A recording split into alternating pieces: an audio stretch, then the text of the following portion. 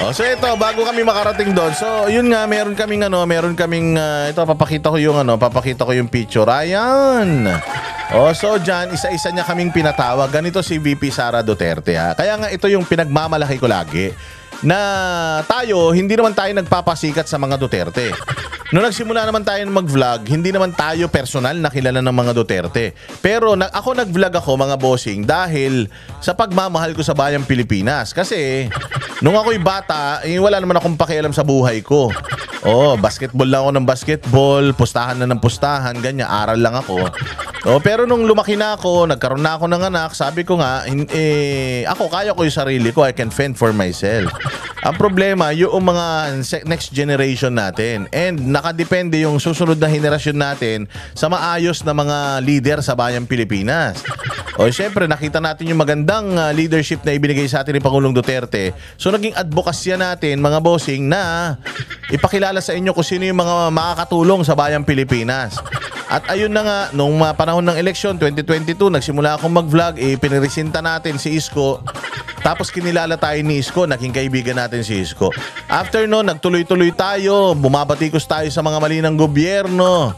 Napansin naman tayo ng mga Duterte. At dahil nga sa nakikita nila na loyalty ng Banateros brothers sa mga Duterte, mula pa kay Pangulong Duterte, kay Pangulong Rodrigo Roa Duterte, hanggang kay VP Sara Duterte, naging kumpare pa nga natin si Mayor Baste. Oo, naging kumpare pa natin.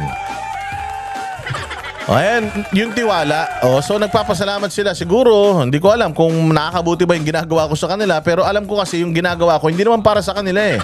Yung ginagawa ko talaga para sa bayan. Pero ayun na nga, siyempre, dahil alam ko, mahal ko ang bayang Pilipinas at alam ko mga Duterte lang ang maaasahan natin na mag-aayos ng bayang Pilipinas. Ayun, gusto ko talaga mga Duterte na magmamuno sa bayang Pilipinas. So, napansin tayo ni VP Sara nung tayo'y nasa Europe. Noong tayo nandiyan sa Kingdom of Jesus Christ, yung 16-day siege, kinausap niya tayo, kinamusta niya tayo dahil alam niya nga 16 days na tayo nandun, baka hindi na tayo naliligo.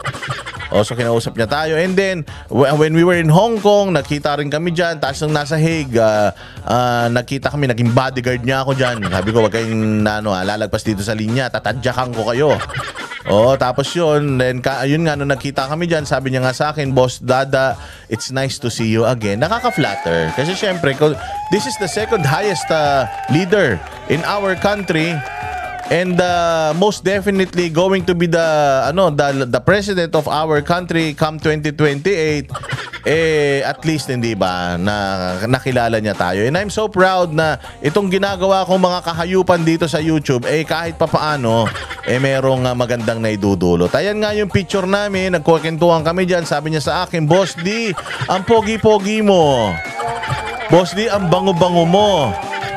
Oo, Boss D, kamusta ka naman? May asawa ka na ba? Sorry ka na lang. May asawa na kasi ako, sabi niya. Kung wala lang sana si Man Scarpio, Boss D, baka ikaw ang naging first gentleman ko sa 2028. Sabi ko naman sa kanya, Ma'am, mataas po ang respeto ko sa inyo. Napakaganda nyo po, crush na crush ko po kayo. Pero magkaibigan lang po tayo. Hindi po tayo pwedeng magkarelasyon kasi magkakaroon po ng conflict of interest. Baka sabihin nila mawawala po yung aking yung aking reputasyon sa pagva-vlog. Baka sabihin nila, kaya pinagtatanggol mo si Inday Sara kasi magkarelasyon kayong dalawa. Yun yung pinag-usapan namin dyan. So sabi ko sa kanya, Ma'am, alam ko masakit ito. Alam ko masasaktan ka, pero kapatid lang, ate lang ang turing ko sa'yo. Alam ko naligo ka ngayon, nagpaganda ka, pero sabi ko talagang hanggang dito lang tayo. Tinanggap naman niya yun ng maluwag. Hindi ko lang alam kung umiyak si BP pag uwi niya ng bahay. At inaway niya yung kanyang mister dahil nauna yung mister niya kaysa sa akin. Pero ayun, okay naman, naging maayos naman yung aming paghihiwalay. Actually, yung sinulat niya dyan sa libro, sabi niya, Boss Dada, I love you from BP Sara. Kaya hindi ko itatago ko na yan yung libro na yan. Kamustahan, binati niya tayo ng Merry Christmas, and then personal, nagpasalamat siya sa atin. Sabi niya sa akin, thank you, Boss Dada, for being here, and thank you for supporting our family. So talaga namang ako naman dyan, kita niyo naman, kilig na kilig ako dyan. Oo, kita nyo naman, di ba? Nagpapayat ako talaga para sa event na yan dahil kay Doc Miguel Baker. Shout out! Kay Doc Miguel. Mabuhay. So, ayan. Tapos, ito nakakatawa. Before kaming makarating dyan, merong paraffle. Yun ang pinaka nakakatawa sa lahat. Nung nag-raffle, nakakuha ako, kinakapa-kapa ako pa eh. Pero syempre, ayaw ko munang buksan. Nag-raffle kami lahat. Tuwan-tuwa si Sir Jack, si Banatbay, magkakasabay kami. Pagbaba ko sa kotse, talagang binuksan ko.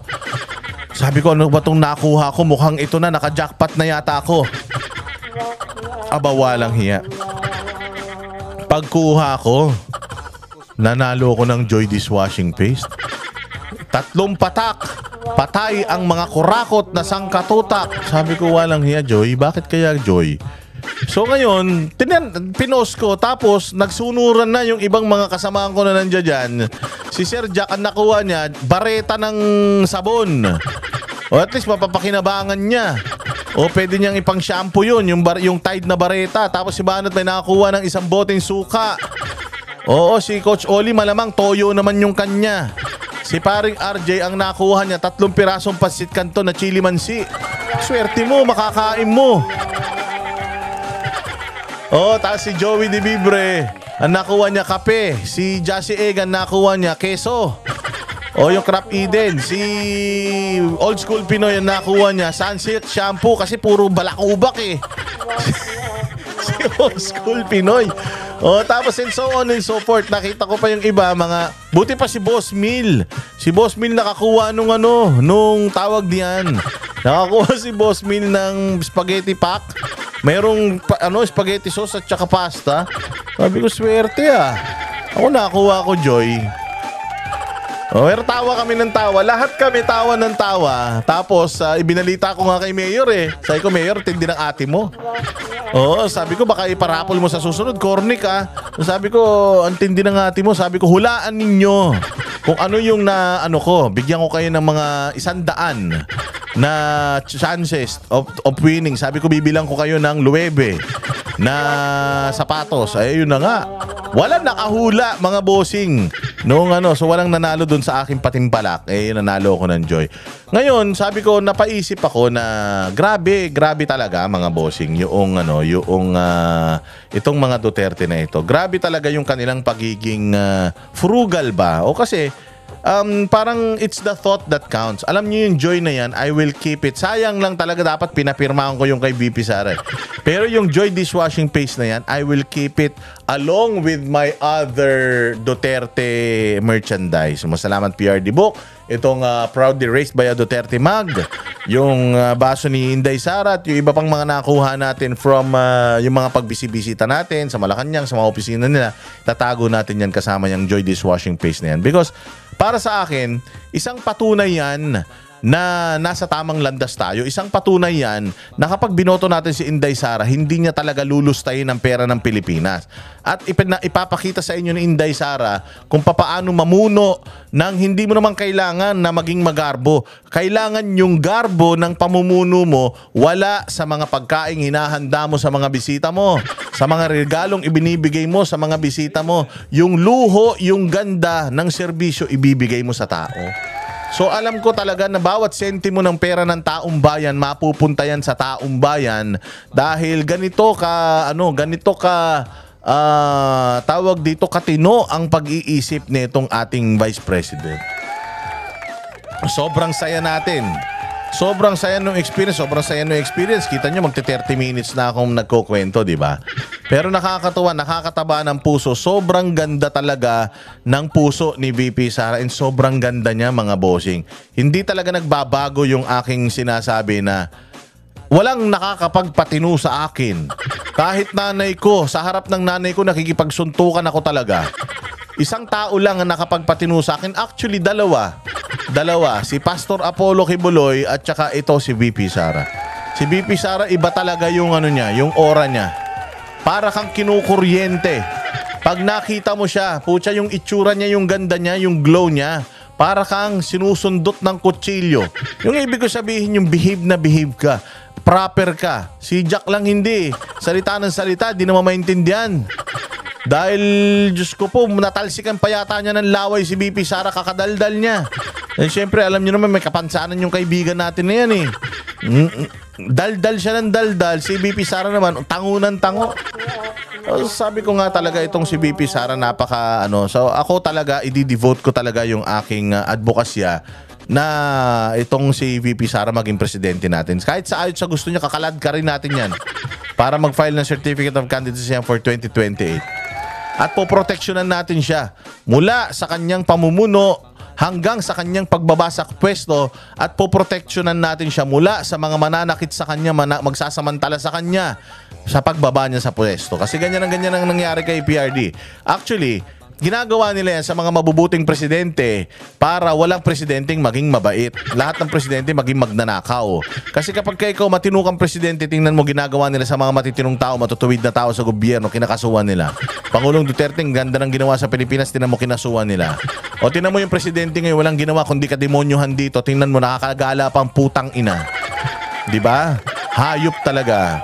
Oh, anyways, yun nga, napakagandang experience natin with VP Sara Duterte, and I really hope na marami pang darating na mga ganitong pagtitipon, because actually hindi naman talaga si Vice President Sara Duterte dapat magpasalamat sa amin.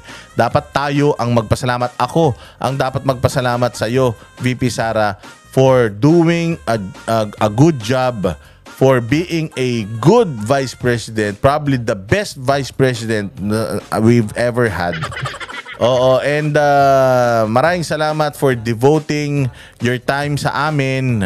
Alam namin na may maliliit ka pang anak and gusto mong hatiin yung time mo with your family and yung pagmamahal mo sa bayan. I am thanking you for yung giving us yung buhay, yung panahon para magserbisyo sa bayan. Maraming salamat, VP.